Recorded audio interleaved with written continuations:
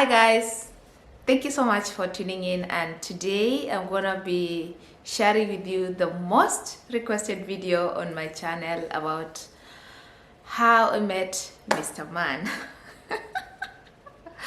Yeah, so stay tuned for the tea finally, and don't forget to subscribe if you haven't. Don't forget to leave a comment, share, all the good stuff. So I came to Germany in January last year, and the funny thing is that we met only after 2 weeks of arriving in Germany. So the thing is, before I came to Germany, like for the last 4 years, I had known this guy, this German guy from Duisburg, and he's the whole reason why I ended up in Duisburg. I remember when I came to Duisburg, everyone was like, why Duisburg? How did you end up in Duisburg? I ended up in Duisburg because I knew this guy that I had never met before, but I knew him for 4 years, that lived in Duisburg. And we were in an on and off relationship because he had, like, I think commitment issues. And he, for the 4 years, even though he had the chance to travel to come and meet me in Kenya or in Qatar, he kept promising that I would come, I'm booking, and blah, blah, blah, blah, blah, blah. It just all turned out to bullshit. But when I now got the chance to come to Germany, it was not through him. He did not sponsor me or anything, but I remembered, oh, I know somebody in Germany. By then, I think we were not again in talking terms.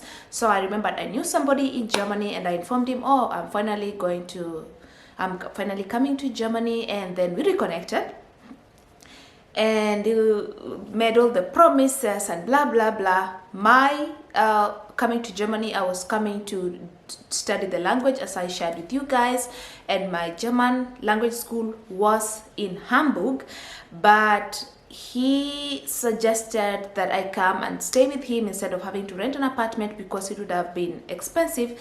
That is how I changed from a physical class to an online class and ended up doing my German language class online. But anyway, I don't want to go so much into this, but this is just the background of how everything started. So when just before I came to Germany, I think a few days, I shared with you guys that my flight for Emirates got cancelled. And when I informed him, that's when again I started to see those like red flags of empty promises and lies. Then he was like, if the flight got cancelled, book another one and I would pay for it. And I was like, oh, okay. Then I looked for flights, Lufthansa, blah, blah, blah. And then I told him I've gotten this flight and whatever. And he was like, this one is expensive, blah, blah, blah. And it just turned into, again, the empty promises, or I will do it tomorrow, I will do it, blah, blah, blah, I will do it. And it all turned out again to bullshit crap. He never sent a single cent. But I told myself, when I planned to come to Germany, it was not for him. I was already making my own plans. So in any case, I'm going to take care of the travel plans myself. But stupid me still hoped that he would turn out to be a good person when I finally met him. So I paid for myself, came to Germany. Of course, when I arrived in Germany, I arrived at Frankfurt, and then I had to travel by train to Duisburg. Yes, he came and he met me at the train station and took me to his place. But he was like, so this is me having cancelled my accommodation in the hostel that I had booked in Hamburg because, yeah, I was coming to stay with this person that I've known for 4 years. So he comes, picks me up, and then when we are at his place, like before I come out of the car, he says, leave your luggage in the car. I'm like, sorry. Yeah, he says, leave your luggage in the car, we first need to talk. I'm like, okay. So we leave the luggage in the car, we go to the house, and it's like, yeah, this is my house, this is, walks me around the house. So this is the bed, these are the bedrooms, these are the what, and then would you like to have something like a cup of tea? And he says, you know what, you cannot stay here. And I'm like, okay, why? At this time, point in time, I'm going through a lot. You know, I just lost my mother lost the mother a year ago. I lost my mother, and I already knew that he lost his mother. That was a year ago. I'm like, okay.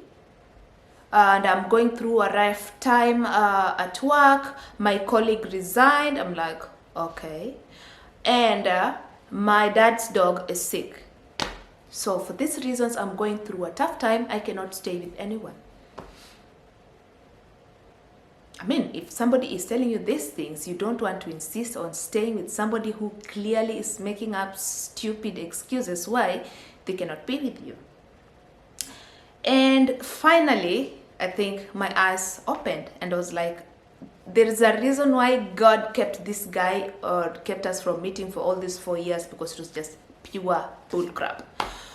So I told him it's okay.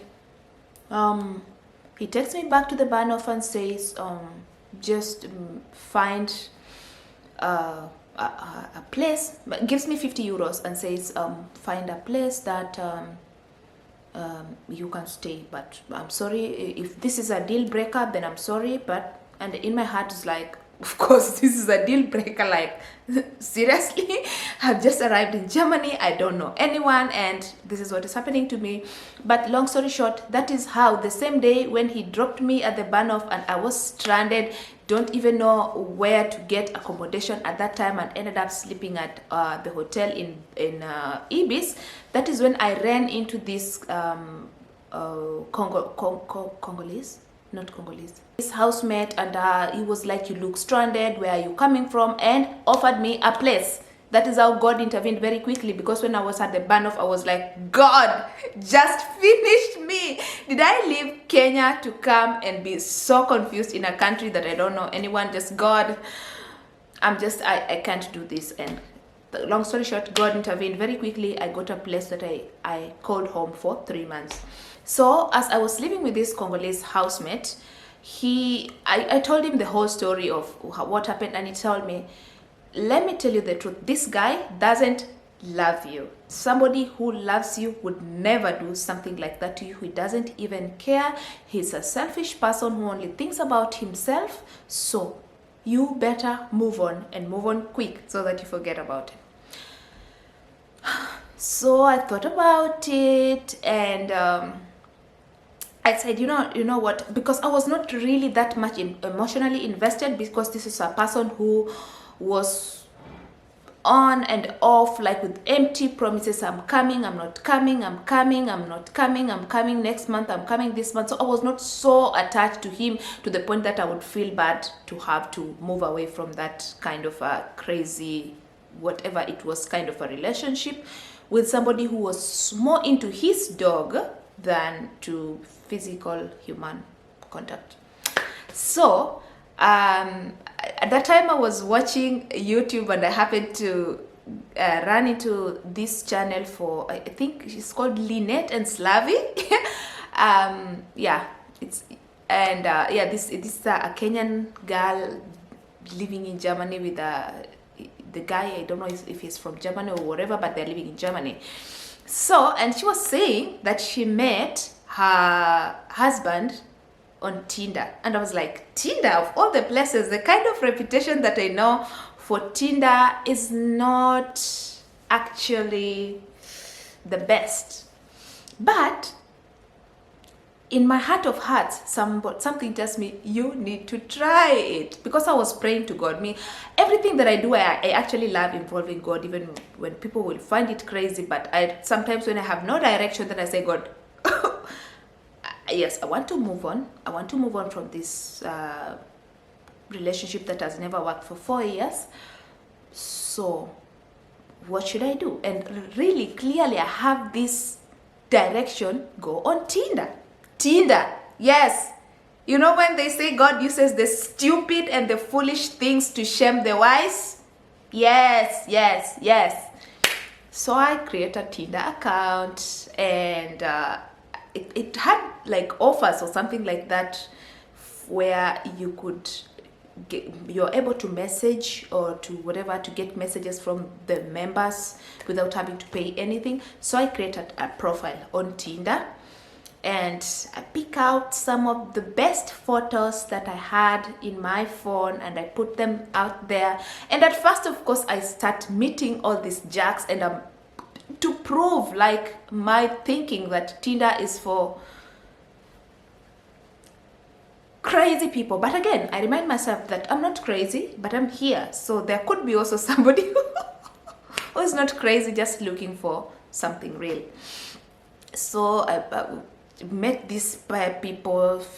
I was there for a few days. It was less than a week before I got to a point, and I told myself, maybe I didn't hear from God. Maybe I had my own things. Maybe I'm mistaken, because I kept just meeting people who are totally crazy, and people who are just clearly telling you I want friends to be friends with benefits, or people who just you don't have any interest in.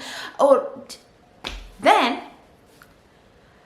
I ran into, I think, Mark's profile, and he had written something like, if you are a match, then I'd like to get to know you, or something like that. But I was matched.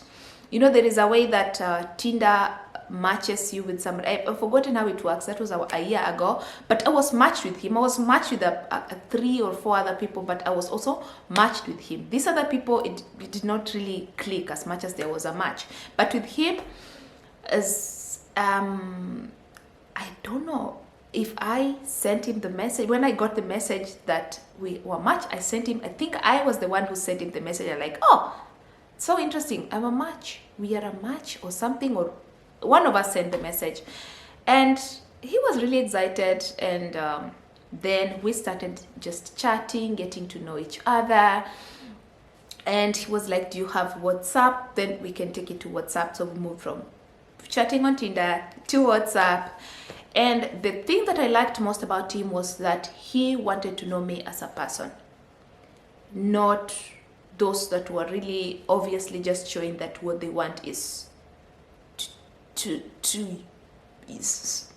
know what I mean. So he wanted to know where I came from, and when I told him I came from Kenya, okay, which part of Kenya? Is it Nairobi? I've heard of Nairobi. I'm like, no, Busia, and blah blah blah. Oh, very quickly he goes on Google and it's like, is this Busia or the border of Kenya and Uganda? And I'm like, yeah, that's the one. And yeah, I was impressed, and asked me what I do for a living. And at that time, I was a student. I told him that I was studying German language, but I was typing in German, but of course I was using Google Translate.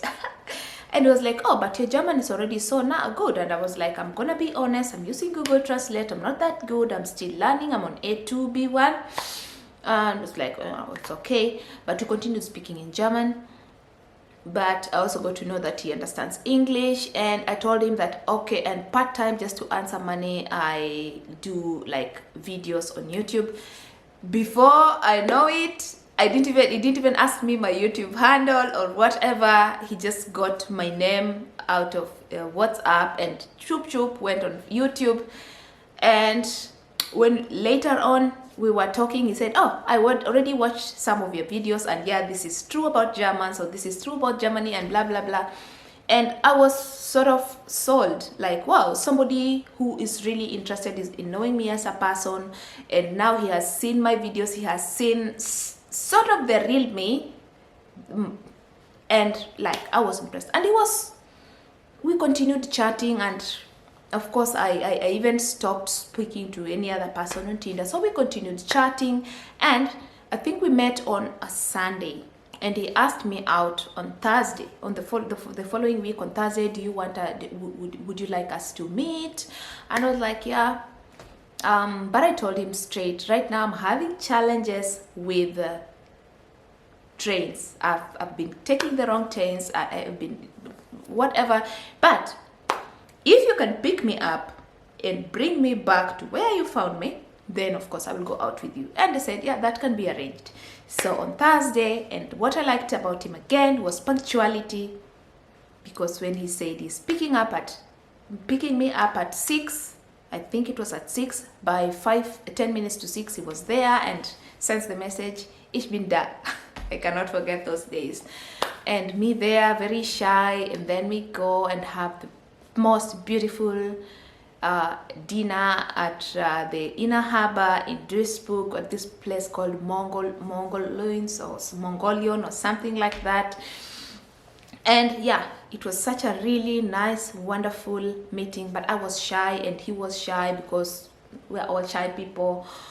I was shy, couldn't look at him in the eyes, but we spoke, we got to know each other, and the dinner was nice. And the most like funny thing was like, you know, he took me to this place where like you go and select your own ingredients, like you select the meats that you want or the vegetables and whatever and the sauce, and then it is prepared for you. So maybe you can select some sunflower seeds, you can select chicken, you can select onions, tomatoes, whatever, you put them together and then it is prepared for you with the ingredients that you want. If you want pineapples added in it, whatever you can think of, and you eat until you drop. You eat until you can eat no more. But of course, by the third round I couldn't have it anymore. But every time that we would walk to the station where we were going to select the ingredients, I would be walking behind him and checking him out. I'm like, fine guy. So anyway, I'm just like, And then when I would, it would happen that I'm walking in front of me, I would know that, oh, he's checking me out, and I was feel really shy and walk in a funny way. But at the end of the day, he brought me back and just like was like, good night. And I opened the car door and went out and didn't even look back and didn't text good night or anything. And according to him, he thought that I was not interested anymore and I did not want to see him again. But the truth is, I did not have Wi-Fi in the house. I did not have bandwidth. I was struggling. I was struggling with a lot of things at that time. So I had not, my bandwidth had run out and there was no Wi-Fi in the house. So I ended up texting him the following day at around 3. I was like, wow. He texted me good night and it was nice meeting you, and I did not respond, but it was not because I did not have connection to the Wi-Fi, to the internet.